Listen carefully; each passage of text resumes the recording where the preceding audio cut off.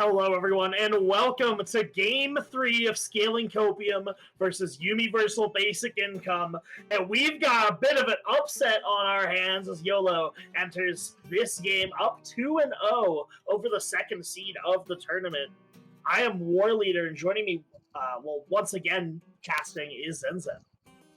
Yeah, and what a series it has been, War Leader. And look at this ban adaptation. YUBI bans the cat. I cannot believe it. They have been pushed to the absolute brink. Who knew that they would have to spend support bans in this series? Morgana taken off the table, Yuumi taken off the table in Game 3. Yeah, and you have to try and make these adaptations when your back is against the wall, so I do like to see it out of them, and now Scaling Copium are gonna have to throw out a third look if they want to convincingly take the set 3-0, which would definitely be a massive surprise compared to everyone's predictions coming into the day. Okay, so Blitzcrank taken off the table as well. Smoke Swag. Traditionally, they've been picking AD carry here, but the preferred partners, both the Yuumi and the Morgana, taken away. But they are going to go ahead and commit to the Caitlyn once more. I'd expect to see that paired up with perhaps a Lux later down the line. But there we go. Instant slam. YUBI knows what they want, and they want to fight their way out, picking up the Seraphine and the Nautilus. I think that's really interesting.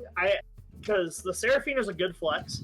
The Nautilus, though, is interesting. It's not normally something you really I would expect to see into Caitlyn because of the Caitlyn range advantage. It means that Nautilus, Brian Sing's going to have to hit some money hooks and shut down this Caitlyn, especially if that's a Seraphine bottom lane, can make things tough. But Brand is the answer for Frozen Aegis, who has been a monster in this series and is now on a monster of a champion that you don't see very often.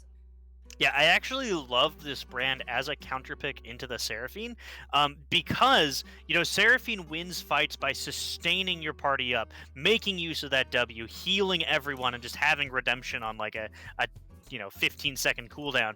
Brand is a fantastic, number one, fantastic Grievous Wounds applier. Number two, just absolutely bursts people down out of nowhere. And so this is going to be a great counter to the kind of composition YUBI is likely to play. Bloon gets his signature Ivern as well, and Civillock has locked himself Swain, which commits Jeff Godgamer onto the Seraphine. Yeah, and Ivern and Caitlyn even have some synergy as well. Stacking that headshot passive even faster could prove to be deadly in these later game team fights. And we know that Bloon is very good at this Ivern pick. A lot of teams ban it away from them. So to see them get it here when Yubi's got their back against the wall, I'm really curious what Utility Monster is going to do to try and shut this down. All right, so one piece of the puzzle remains for Scaling Copium. They need to get a frontline character out of their two remaining positions. Ivern, very, very powerful, not the guy who you want to go in first. And for the first time in this series, Utility Monster locks Olaf. He is undefeated on this pick against Scaling Copium, finally has access to it. But also, for the first time in this series, Scion left available for Scaling Copium. Already, we are seeing a wildly different draft from either of the previous games. Yeah, I wonder, the Olaf might end up flexing into the top lane if the matchup looks right. Obviously, they're trying to give Red the last pick. He's really been struggling these last couple of games. But Scion is a champion that they might elect to take the Olaf into if there's something that Utility Monster really wants to pull out. But if I had to guess, yes, that is going to be Olaf in the jungle for Utility. He's been quite competent on the champion. Is going to be able to sort of run right through YOLO's team, and it might just be Rise for Street Smurf. Yeah, I was curious what they were going to lock in for this mid lane, because with the Zoe and the Cassio and the Sylas taken away, this is the part where Swain starts to look more and more impressive as a champion. Street Smurf, is known as sort of like a duelist guy. He's willing to get in there, on these mages that are shorter ranged, play aggressively. Things like the LeBlanc and the Azir that we've seen in the past don't look as good into the drain tank of the Swain. So Street Smurf saying that he has confidence to be able to stay in and out of these fights and just burst people down, dodge the hooks and play up at the front line with the Rise, does mean that things are going to be challenging for him, but I think it's a good pick for what he wants to do. Yep, and YUBI locking in Aatrox for red in the top lane into the Scion. Champion has been an absolute menace. We've seen it piloted all throughout Worlds, if you've been watching that. We've seen a couple monster performances on Aatrox and FOF as well, and getting that into a big scaling tank hopefully bodes well for the side of YUBI in this one, who have drafted to pretty much drain tank the composition. They want to take very long, extended fights, and maybe that is their answer to Bloon's Ivern.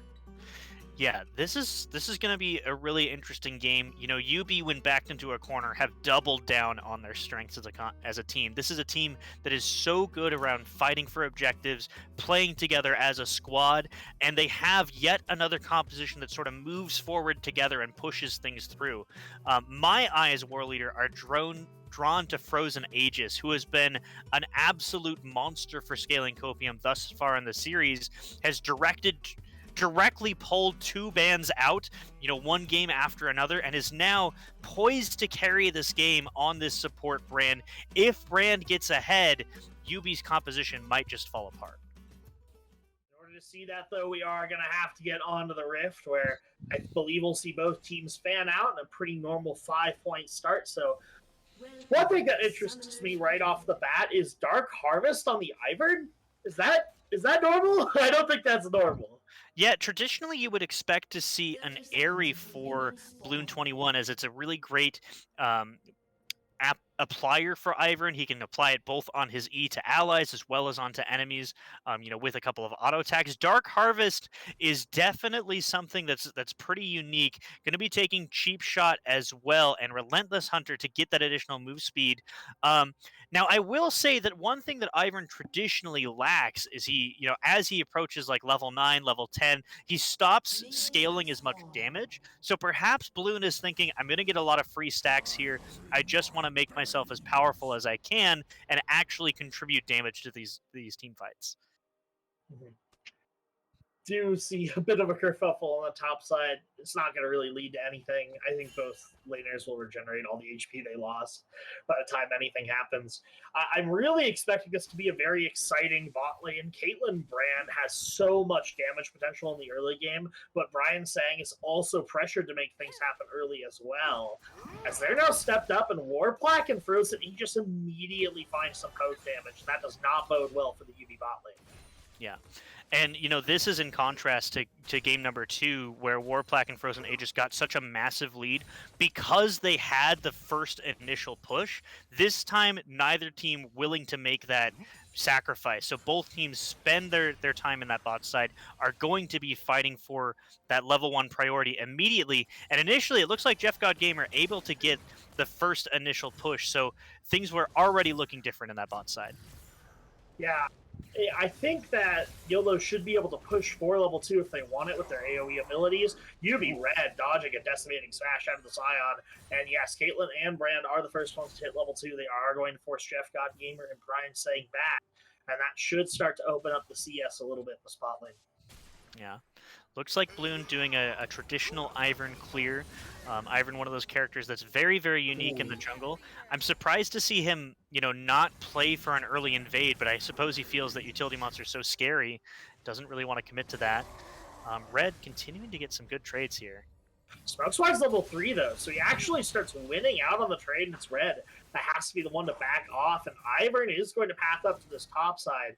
Wave pushing into Red, though. He's going to have to see if he's safe. He doesn't want to push forward here. Bloon arrives in the lane. Q is going to miss. Decimating Smash, though, is going to force out the flash from Red. Meanwhile, on the bot lane, Brian Sang finds a hook on a Frozen Aegis, but Seraphine not able to hit the abilities, and Warplaque is free. Jeff God Gamer, Frozen Aegis lands a Pillar of Flame, and that's going to force out the eel.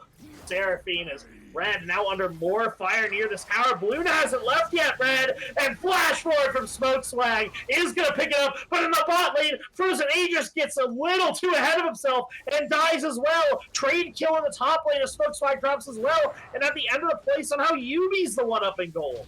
Yeah, YUBI going to be up in gold. Masterfully played defense from both the top and the bot side. Warplaque now. Gamer's in trouble. Warplaque flash forward. Jeff got Gamer flash up right side, trying to defend his AD carry, but is getting dropped by Warplaque. The final pilt over Peacemaker is going to miss, though. No way for Seraphine to join the fight, but Brian Sang is taking matters into his own hands. No Ignite on deck, but Warplaque's health is getting dropped low. Is getting rooted up by Nautilus passive, and Brian Sang, with the slowest auto attack war we've ever seen, manages to pick up that kill in the bot lane, but Frozen Aegis isn't done yet. Brian Sang is going to hook in Aegis in the middle of the minion wave, but Brian Sang is out of mana.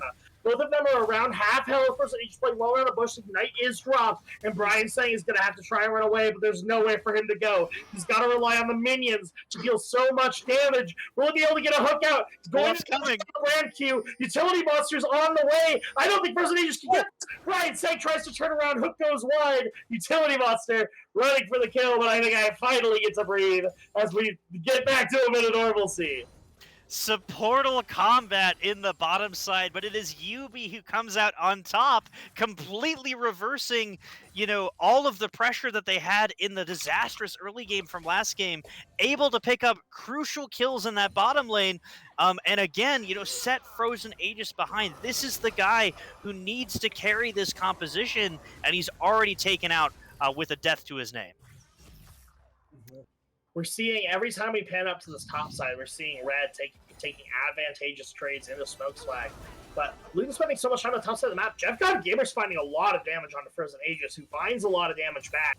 Street Smurf flying in the wings, trying to find an opportunity. Don't think they'll find a dive, though. Smoke Swag keeps getting traded on by Red, and Red keeps finding more and more damage. Not much in the CS lead, though. Smoke Swag doing a great job of equaling that out, waiting for Ivern to come up into the top lane, and as Red sees it, no ultimate online just yet.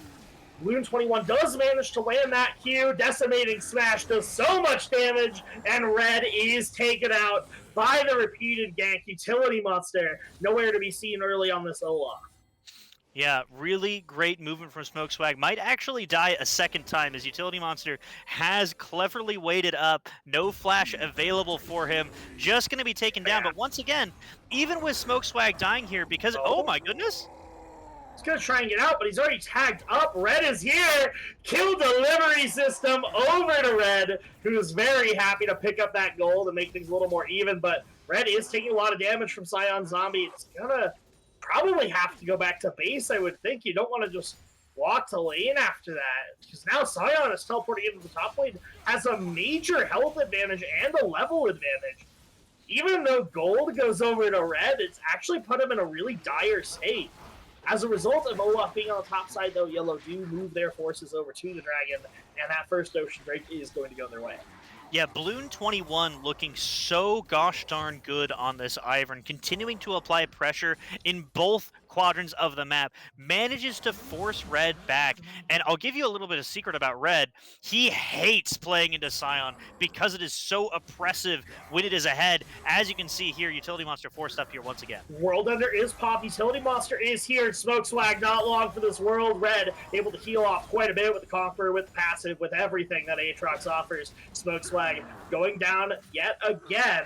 And man, the junglers are loving this top lane. It's been so volatile, scrapping back and forth over and over and over again.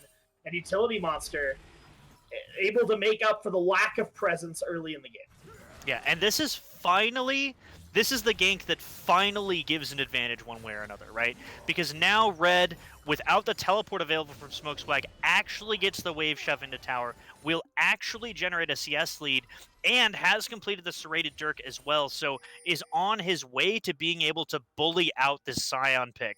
That said, Red hates Scion. Like, I don't know if you understand how much he hates playing against this character. It's too oppressive. Even stays in the lane here. Will be chunked out a little bit, but choosing to stick around means that he won't be able to spend his gold just yet. Yeah, knowing how fast Scion can push that wave, it does make some sense to stick around, although a lot of these Darkened Blades are missing. Nautilus is going to find his way in, but is that what you want? Ignite down from Frozen Aegis, Pillar of Flame. Does a lot of damage. Heal gonna be burned. Frozen Aegis, ultimate available.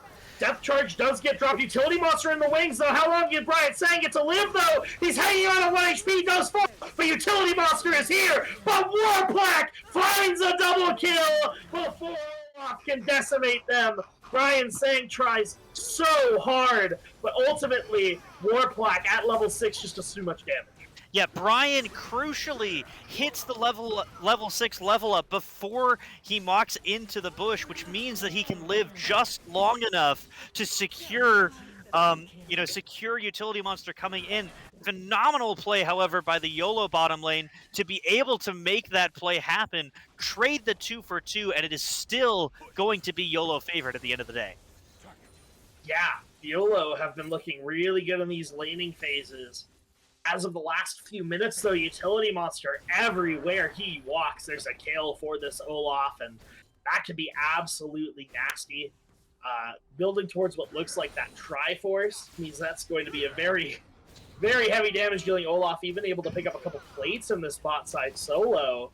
Frozen Aegis going to ward him off, but able to pick up those 2 plates. Olaf is very much a happy camper, probably going to be able to finish off that Triforce quite soon. And historically, between these two teams, Utility Monster's Olaf has been an absolute menace. It was played in both of their regular season matches against YOLO, and it absolutely ran over the composition. Something that is present, or quite often, in YOLO drafts is that they have a lot of upfront damage. They like to give their players a lot of carry potential, but they don't necessarily have the kind of front line that would prevent an Olaf from walking in. And, the same is true of this draft. Once Olaf gets some magic resist, he's going to be able to run directly into the face of Frozen Aegis and Street Smurf and perhaps carry this game from this position. Oh, Similoc in trouble here is going to use that Demonic Ascension Street Smurf with the flank, though. Is just going to accept the forced cooldown, get back to farming quite well. Scrapping back in the top side favors Red in the long run, but not able to do significant amounts of damage to Smokeswag in the short term as these fights go on. Brian Sang looking for a hook, but was in the wings there. Maybe better to not hit that one after all. And man, these top laners are just going at it. You love to see it, man. You love to see two people absolutely willing to scrap. But look here, Street Smurf, first roam of the game, stun lands. Oh, Frozen Aegis doesn't need any of his allies to make that one work. Immediately pops Jeff God Gamer, Street Smurf coming in there, pick up the second. And now, with 4 members of YOLO down in that bot side, they're going to pick up plenty of plates. Utility Monster on those Krugs. I think you probably have to move over to the Rift Herald with the Drake spawning in just a minute now. YOLO looking poised to take that one. Yeah, and Utility Monster instead, rather than ganking topside, going to smartly opt for the Rift Herald. YUBI knows that these objectives are what they need in order to stay connected into this game. If they can get those early towers down, that will provide them the vision to perhaps stop Street Smurf from making such devastating roams in the future. Now, both top laners looking to back about 30 seconds before that dragon, and I'm curious who's going to walk where so far. It looks like Smokeswag on the side walking towards the top side. Teleport not quite going to be online, not unleashed either. And Similoc does find Nevermove onto Street Smurf, but Street Smurf trades back so much damage. And a headshot snipe coming in from Caitlyn as well, just keep him low. But now Brian Sang looking for blood, has it on Frozen Aegis, but they don't have damage there. Frozen Aegis chunked early, but now Brian Sang, one in trouble, Ignite's gone down. On to Brian Sang, who's now chunked to about a quarter of his HP. Frozen Aegis down to about 40% as well. Similoc down to 40% from the earlier trade in mid lane, and now Red showed up to the play before B5, and YUBI's getting chunked out. So though, finds an angle. The Ragnarok is pumped. They need to try and burst that Olaf, and he does get blue, but Utility Monster falls. Jeff God Gamer picks up another one of Street Smurf. Forced her away, but Warplaque in the back does so much. We'll find Red. Similoc flash forward. Hook out from Brian. Takes over the shutdown. Smokeswag into the play. Charging in is now 2 versus 3 against YUBI, but Similoc is already dead. Street Smurf does so much, and with just 2 supportive champions left alive, Brian Sang tried to be a hero, but ultimately has to flash away from Street Smurf and Jeff God Gamer. Not anything to be done about it on the Seraphine pick. Yeah, we are in for a bloody Game 3, War Leader. Both teams showing no holds barred, willing to scrap for every little bit of damage that they can. And, you know, initially I thought YOLO had the advantage in that team fight because they had managed to split Jeff God Gamer from the remaining members of the team. Look at this, though. Utility Monster, you can't walk there, bud! Decimating Smash says goodbye! And Yubi's attempt to drag something back on the Herald play does pick up 2 plates for Utility Monster, but the death is not worth it. Now, Red, 1 versus 4, trying to hold this, but that's not going to go well for you either, bud. Decimating Smash again is actually going to go wide. Red might just be able to walk this out. Balloon? 1 is now too far forward, and Red, it was just a bait. But now, Yubi trying to push into What this is game. happening? It's going to be so hard. What is happening? It's live, and now it's Frozen Aegis being one trying to get caught out, but both supports end up trading for each other. And it just never ends. Now Utility Monster is going to be the first struggler back alive, trying to show up to the play. Warlock, though, pushing in mid lane, but Red's found Smoke Swag, and now Yubi are finally going to have 4 members of the fight, but Smoke Swag flashes out, and Red is choked.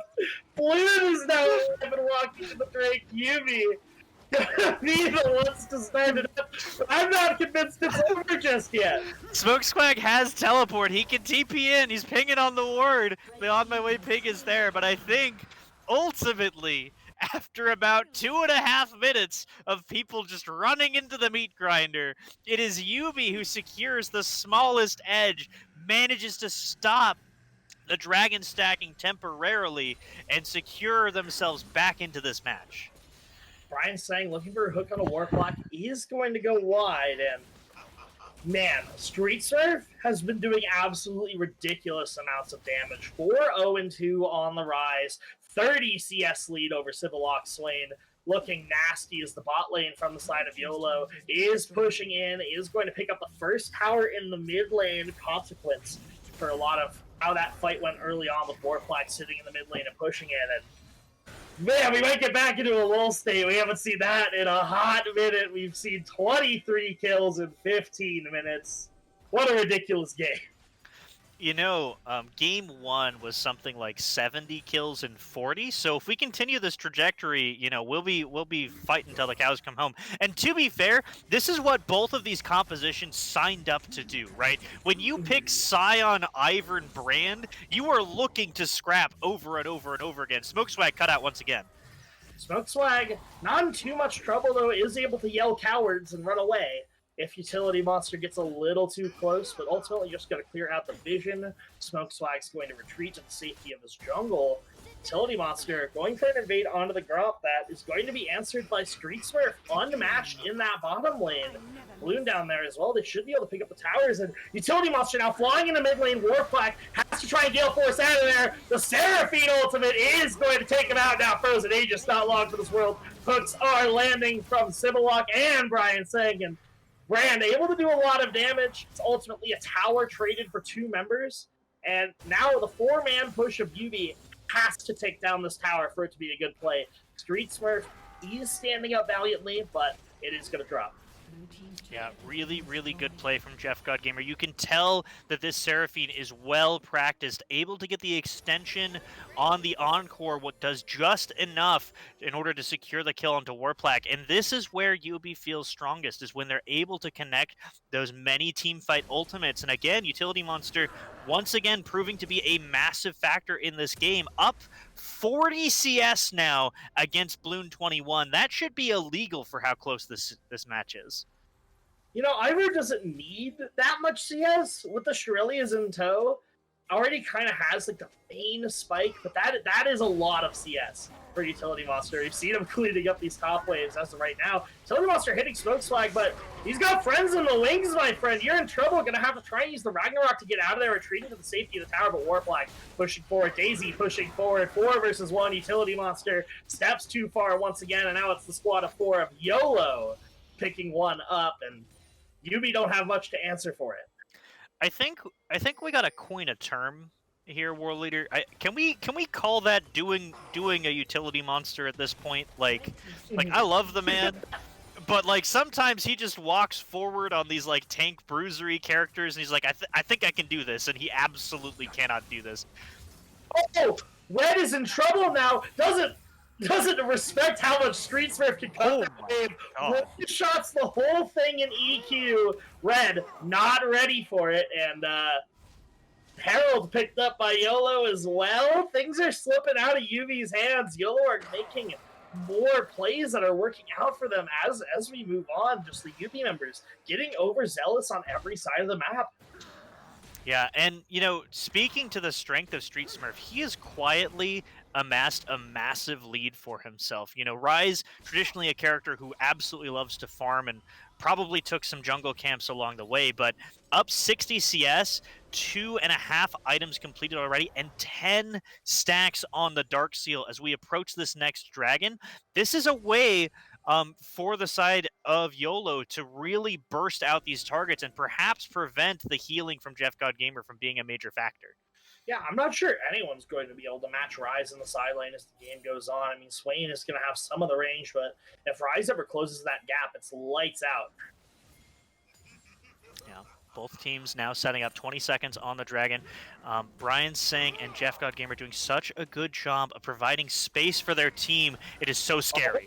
Depth Charge comes out on a Warplaque, is going to force both Gale Force and Flash before the Dragon even spawns. Now, Smokeswag is unanswered in that top lane so far and might even pick up the tower for Red, just on the wrong side of the map for the moment. Now, Utility Monster might be too far forward again. Pillar of Flame goes down. Daisy hitting as well, but Daisy is actually getting dropped. Utility Monster not taking any significant damage so far, and a lot of damage onto that top inner. Not going to go over just yet as YUBI starts to break. Flanking Warplaque? What is happening? Street Smurf going in. Warplaque has found a flank, and YUBI trying to engage onto the 3, but a massive encore from Jeff God Gamer immediately kills Street Smurf and Frozen Aegis. The flank from Smokeswag does pick one up, but Warplaque now in troubles. 5 members of YUBI crush down onto YOLO, and they're going to pick this one up. 5-4-1 in the favor of YUBI. What a clean ace from them. Look at this here. They managed to split up the remaining members. You know, Warplaque trying to set the flank. Street Smurf and Co., they know that they don't want to take a 5-on-5 straight fight because they're worried about these AoE ultimates, right? So they look to try and get in there. Street Smurf going to use the Realm Warp to cause some confusion, but Warplaque immediately zoned up by Civillock and Jeff God. I mean, what phenomenal team fight positioning, able to find the angle anyways, and then without, you know, the support giving that extra damage for Warplaque, he's separated from Ivern, he can't do nearly enough, and they just absolutely demolish the team fight anyways. Huge, huge pickup for YUBI as they fight for their lives in this series. Yeah, that was a massive turn from YUBI. They were down about 2,000 gold before the play starts. They walk out 1,000 gold ahead and 1 Hex Tech Drake richer.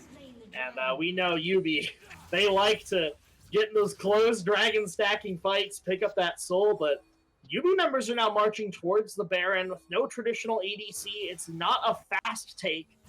The members of YOLO spawning already. I don't think they're going to be able to chunk it, but they're just going to set up vision in that blue side jungle. But Warplaque taking the hit gate right into YUBI's waiting clutches, and they're going to pick that one up instantly. Now maybe YUBI are thinking about that Baron. Yeah, huge heads-up play from YUBI. You expect to spend the recall after you take the dragon, but no, they want to keep the tempo on their side. Baron now started. My eyes are on Frozen Aegis. Can he do enough damage to turn this fight around? Street Smurf and Frozen Aegis have so much damage here, but Utility Monster is going to be the one running forward with the Ragnarok, getting chunked out immediately, though. Not able to find Bloon. Civillock eventually picks it up, but it now drops 3 versus 3. Jeff God Gamer and Red still alive. Red going to have to pump out so much damage. Fighting Smokeswag. Frozen. Seg drops in return. Red fails the flash, does not find Street Smurf. Now Frozen Aegis is the one chunked out. Jeff God Gamer. Red goes forward, forces Aegis' flash, and I think both teams are going to walk out. 3 members of YOLO remain, 2 members of YUBI, but Warplaque wants in 1 versus 2, and YUBI are going to have to back off. Yeah, what a phenomenal defense from Scaling Copium. That fight looks so scary. They do not have an AD carry. They are down men, and they are fighting into a choke point, a place that is normally Civillock's strength where he wants to be, using that drain tanking ability, but Frozen Aegis is doing absolute work on the brand, has completed the Oblivion Orb, cuts down all of the healing, and cuts down Yubi's dreams of taking the Baron. Yeah, that being said, overall, Yubi does come out positive on the play. They were down quite a bit before that dragon started. 2 fights later, they're up about half of 1,000, as well as a Hextech Drake, but they were looking even more commanding before YOLO were able to swing it back once again, and we just know that that's the pace of this series. Every punch is met with a counter punch, and it has been so exciting to watch. Yeah, as we take stock of this game, it is Scaling Copium who now have the tempo push. They have the objective control around the Baron. Dragon not up for another 2 minutes 30. Smoke Swag duking it out here in this bottom side, but again, you know, tank versus bruiser, nothing too crazy happening here unless Jeff gets involved. Yeah, now Hullbreaker finished on that Scion is actually is winning out on the extended fights, and YOLO is just fighting the Baron, and no one on YUBI has even put any vision in the area, and YOLO picks it up for free! And they solo kill Red off screen! What fantastic play! This Hullbreaker is so gosh darn smart from Smoke Swag. He knows that Red wants to join these team fights, is not powerful enough. Look at that, the minions. The minions, once they get the Baron empowered, have enough damage to secure the kill. And this is absolute disaster, because now you have a Hullbreaker demolish Scion, split pushing already. Massive tempo lead for Scaling. Yeah, I don't think YUBI have anyone on their entire team that can handle the Scion. Utility Monster, the best one for the job, but I'm not even sure he wins the 1v1. Sure is going to try, though, running forward. Another axe lands, axe after axe onto Smoke Swag, but finding a lot of damage to the cannon minions with Hullbreaker doing so much Ragnarok forward, though. He is going to finish it off, but a fight in the mid lane is going the way of YUBI, so teleport's coming in. Civillock finds Frozen Aegis at the start of the fight, but now Civillock, not long for this world, Warplaque from the side, dishing out so much damage, and YOLO looking to end the series right now. Utility Monster trying to come up with a hero play.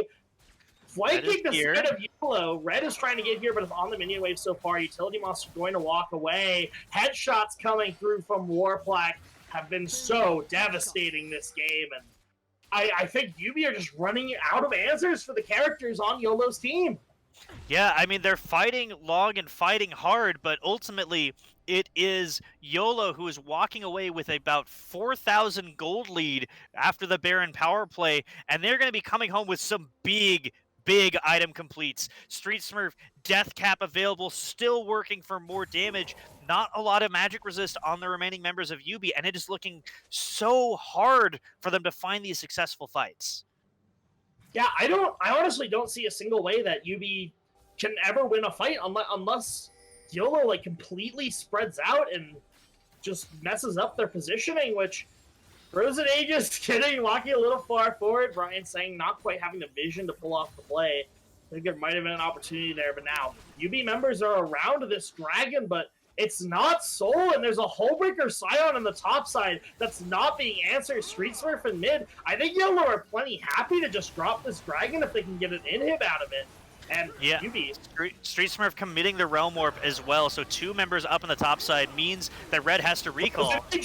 Finding a lot of damage. The dragon does go over to Utility Monster. They stop the recalls. Does not get it. They stop the recalls, though, and Scion and Rise are pushing. Jeff God Gamer trying to find a recall, but is still burning. And now Street Smurf and Smoke Swag are going for the end. All the recalls have been interrupted so far, and Warplaque trading, not even having to trade with Civillock, who manages to live in that Utility Monster Red. Going forward, Ragnarok committed from Olaf, but Street Smurf. Oh my god! Damage, winning it 1 versus 2. Now Brian saying flashes forward with the depth charge. Jeff God Gamer, do you have the damage? Yes. Shutdown goes down, but Brian saying wants more, but Warplaque is here, and that means YOLO, even 2 versus 3, are stronger. But as Civillock joins the fray, YOLO are going to have to be the ones to back off. Oh my god! For Brian saying means I can't stop talking. Warplaque trying to find angles from the side. Smoke Swag in a lot of trouble. Doesn't have that ultimate up. And Jeff got on the side finds a beautiful encore onto Warplaque. Smoke Swag flashed away from the eye of Swain, trying to get out of there, and the Scion will walk out of there. And YUBI on the brink of death, clutches out the play and manages to stave off the aggression. Down so much, their turrets bleeding to death against the might of the split push threat, but they secure the dragon and they win the team fight topside, and they're totally fine for just another few minutes. They keep their playoff hopes alive.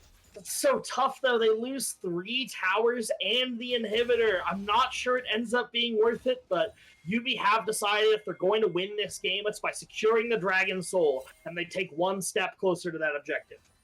And I love how well they're playing the map right now. Teleport in from Street Swerve on the backside, has a flank, but Frozen Aegis immediately popped. Ragnarok is down, but Street Swerve is 1v3ing! Brian Sang drops immediately, Utility Monster next. Warplaque now free firing out of Jeff God Gamer, not gonna find more. But oh my goodness, Street Smurf, what a flank with that Realm Warp. Street Smurf absolutely smashing on the rise. Encore out from Jeff God Gamer, forces cleanse out from Warplaque, flash forward from Red, Street Smurf teleporting into the fight, Red already dead, and Jeff God Gamer and Civilog now trying to drain tank their way back away from the DPS, but Street Smurf now is at the fight, and that means Civilog is dead instantly. Death timers barely going to come up for YUBI if at all. Oh, no one's taking tower! No one's taking tower! Finds Bloon, finds Warplaque, and YUBI's hopes are still alive. Street Smurf barely able to get out of there, and Brian Sang trying to pick a fight with this Scion, gonna keep him under tower, but there's no damage yet. Utility Monster still so far away from the play. Another hook forward, though.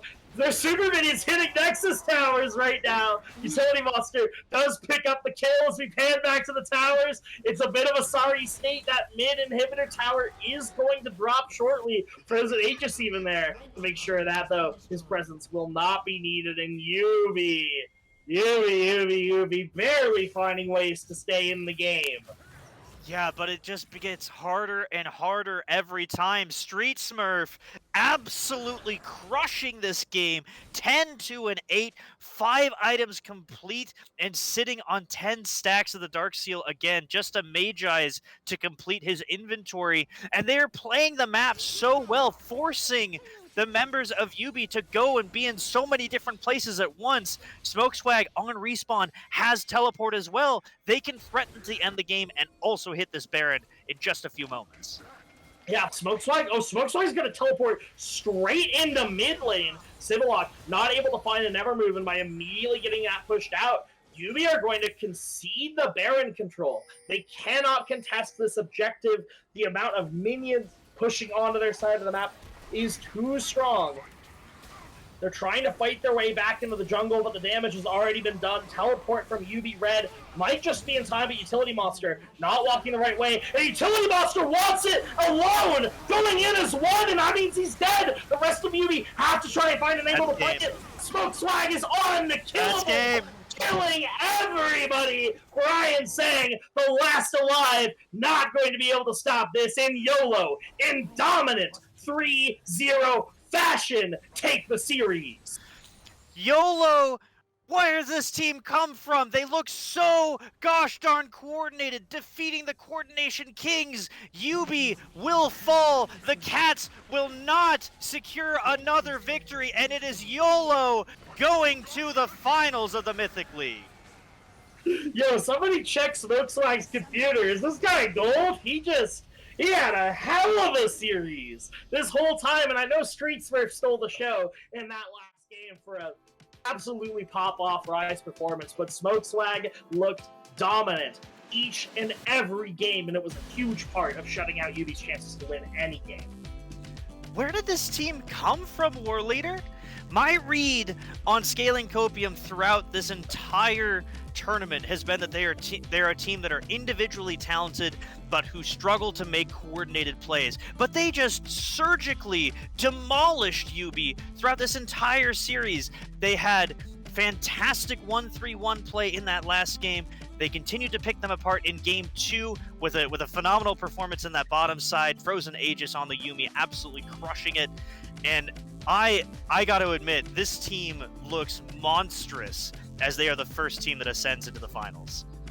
All right. I don't want to get too crazy conspiracy theory here, but let's think about it, right? Who won the Heroic League? It was the 4th seed. Who won Worlds? The 4th seed from Korea. Who wins Mythic? It's starting to look like the 4th seed with how YOLO have played this. They look so good into a team that's been infallible for years and years. And I cannot hype this performance up enough going into the finals of the Mythic League. Well, or later, it is going to be an exciting match. Whoever they face against, either myself on TDE or SLR, who we play against tomorrow, I cannot wait to see that ultimate match next week. But for now, we're going to take a short break, and when we return, our glorious champions will gift us with an interview. I cannot wait to hear what they have to say.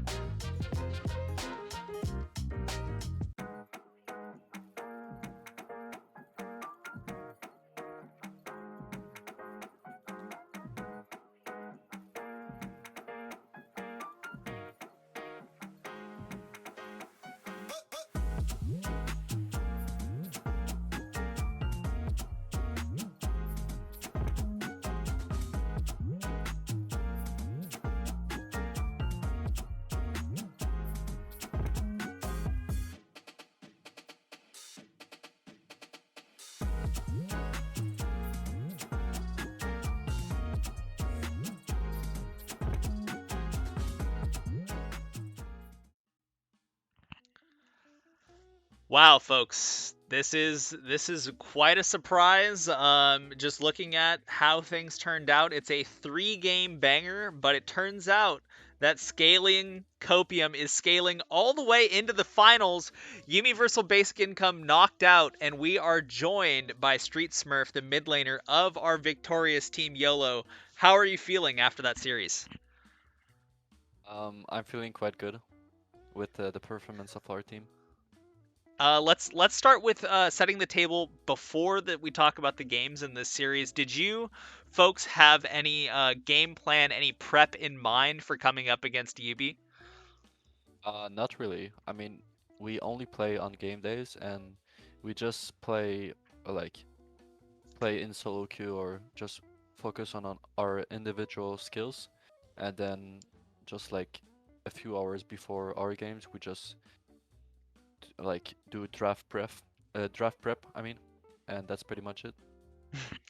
Well, they are, as they said on the cast, the kings of coordination. So this is it's pretty funny to hear that you guys are just like, let's roll in, let's clap them up. It's just a solo queue gap.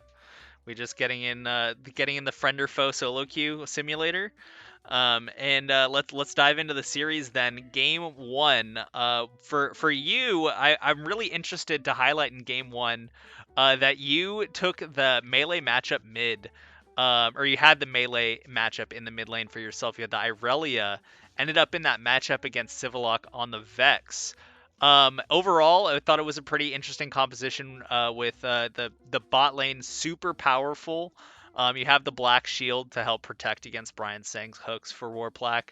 What was the thoughts overall coming into this game? And it was such an absurdly bloody game. What was your feelings on how this game played out from your point of view? It was a 70 kill game in 40 minutes. Um, I think we could have played it really better, but I think that it's no secret that our bot lane is our greatest it's the jeez, it's our best lane, you can say, and I think we just need to stick to them, and basically we're just gonna win. Like I know that my matchup is difficult in mid lane, like especially Irelia versus Vex. So all I need to do is just go in the side lane, and when we fight, I just go on the right uh, opponents, and that's what we did, and it worked out. And then, of course, with you being a melee, you do have the top side power of having the Irelia and for the Sejuani passive, not the Sivir passive, rather. Um, and one thing that didn't get touched on in the cast that is interesting to point out: if this was played on the next patch, Lilia will soon also count as a melee champion.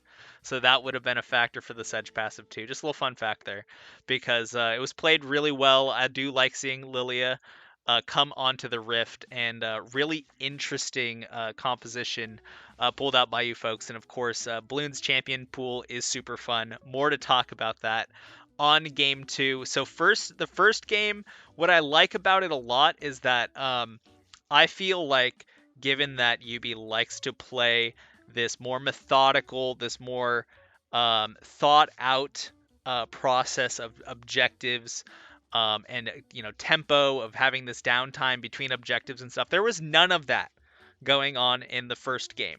It was absolutely a knockdown, blowdown, no holds barred, bare knuckle brawl. But second game, we saw something a little bit more measured from you folks. Of course, looking at the composition from you folks, you're in the fairly standard Azir and Syndra matchup, especially with the reworked Syndra. We did see the second game for Red of the Urgot. Smokeswag just going nuts here in the top lane with having the Darius pick. What was the plan coming into game two, especially since you folks steal the cat from the Cat Boys? Our plan, so we knew that they were gonna go for Caitlyn, so we just baited them into banning like the strong champions that we played in the first game, and then we just secured the Yumi, and we went for full fast team comp. So as you can see, we had like 3 ghosts. So all we had to do in the fights is just run them down. And I gotta say that my champion was like the impostor among like our team, because I couldn't really like fit into the comp. But then it looks like my team just carried me. Well, and then there was in the late game, once you folks had a sturdy footing, I mean, you could take advantage of. I saw you take advantage and get in there with a couple of scoops with the Shurima shuffle when you get that Sivir boost on you. So, at first, yes, I take your point. You are kind of the odd man out on this go hard, go in composition. But at a certain point, you can go in there too as Azir. You can get those shuffles, and it worked out really well for you folks. And then that brings us, of course, to the third game that we just saw. And for my money, I'm really excited to see you come back out with the Rise here, a champion that has poked its head into friend or foe multiple times, underappreciated, underrepresented. Not the highest win rate in solo queue. You folks do have the Caitlyn back on your side this time. And Bloon somehow gets their hands on top champion in their pool, the Ivern. What are your thoughts on how this game shaped up from the beginning? So I think that we were pretty confident going to this game because we had Balloon on Ivern. I mean, what the hell is he thinking with going like Dark Harvest with Ivern? But that's whatever. Um, I think we had like a really strong bot side again, and I thought that if we had to win this game, I had to be I had to be like a strong point into our comp. So I just tried to play as well as I could and just farm as well as I can. And I think that if we didn't play right in the early game, the game could have shifted like so fast. But I guess we just played better. I am curious because, of course, it's game 3. You folks are on match point. There was a little bit of them edging back into this game in the mid game. Did you folks have any talks in the comms about how you're feeling? Did you feel there could be a possibility of a game 4 coming in? Yeah, actually, so there was one fight particularly where I think we got aced, and so like 30 seconds before we already knew what was happening, but then when it happened, we just didn't react. Or so like we knew that they were just gonna ult and engage on us, and we just didn't flash, and we got CC'd and died for actually no reason. And I do want to ask, of course, about that sneaky Baron that you guys pulled out. Did you guys know that they had absolutely no vision, or did you just say, let's go do it, let's just set up and see if they come? Wait, sorry, can you actually ask the question again? Oh yeah, no problem. I was just saying there was that point in the middle of the game where you folks were able to sneak that Baron out from under Yubi's noses. You have the Ivern bushes to strategically block sort of the river vision, but they really had no vision in that area when you guys were taking it. Were you guys aware that the vision was absolutely gone? Were you just daring them if they saw you, just like show up and let's scrap? What was the thoughts on going to this Baron? Alright, so at that point in time, I think that we didn't know that there was vision or not, but it didn't really matter because of the pressure the Sion was putting on the side lane, and uh, like the opponent where they were on the map, right? So we thought that there was no way that they could make it in time, and we just started it and finished it really quickly. And then, of course, Smoke Swag was kind of a psychopath in this game, taking the Hull Breaker, taking the Demolish, saying, "See ya, I'm gonna go to the side lane," and he does get that solo kill in that as you say, in that same moment, gets a solo kill on Red. So, tip of the hat here to Smoke Swag, really stepping up against Red, who is a top tier opponent, a well regarded top laner across all of Friend or Foe, historically even. So a tip of the hat there to Smoke Swag. Yeah, I gotta thank him actually because he was like kind of bantering or saying that he would go full lethality Sion, but then I told him that if we make it 3-0, we could go to make these, and I think he played well. Well, that it was a banger of a series. Yubi, we wish you well. Thanks for playing, making it to the semifinals. A surprising exit, but it's even better because now we are going to get to see how you folks match up in the finals with having that decisive 3-0 under your belt. We're looking at TDE versus SLR tomorrow. Do you have any thoughts on that series? I think that it can go either way, but if I think that it's gonna be a 5-game series, and it's gonna go in favor of. I'm not gonna say. I think it's gonna be a 5-game, but you gotta think about it. Well, in the end, you folks will be waiting in the finals in the winner's circle to see who the matchup will be in finals. An absolute banger of a series. Bloody. The first game was really, really fun to watch. And of course, rounding it out with a very tense game 3 that could have extended the series. Just a really enjoyable set of games today. I want to thank you, Street Smurf, for coming on for the interview. And before we step away, I do want to give you an opportunity for any final thoughts, any shoutouts, any banter, anything to leave with us on the desk. I want to say thank you for the interview, and I hope that the team we face in finals is in their best form. And don't we all? Well, folks, that is going to be it for tonight's semifinal. As we said, we do have the banger, the final semifinal to set up our finals matchup. It's going to be Trickle Down Economics 2, Stonks Rising, versus SLR. What is it? Something late, seriously late sign up? I'm sorry, I screwed it up. But we are looking forward to SLR versus TDE tomorrow to see who ends up against the victorious Scaling Copium team. YOLO makes it through. That's going to be it for today, folks. We'll see you tomorrow at, I'm going to say 5, I believe. It's hard to keep track when all of the games keep switching around on different days. Cough, cough, hint, hint. Please stop doing that for production's sake. So, folks, we will see you tomorrow at sometime in the afternoon. We wish you well and have a lovely night.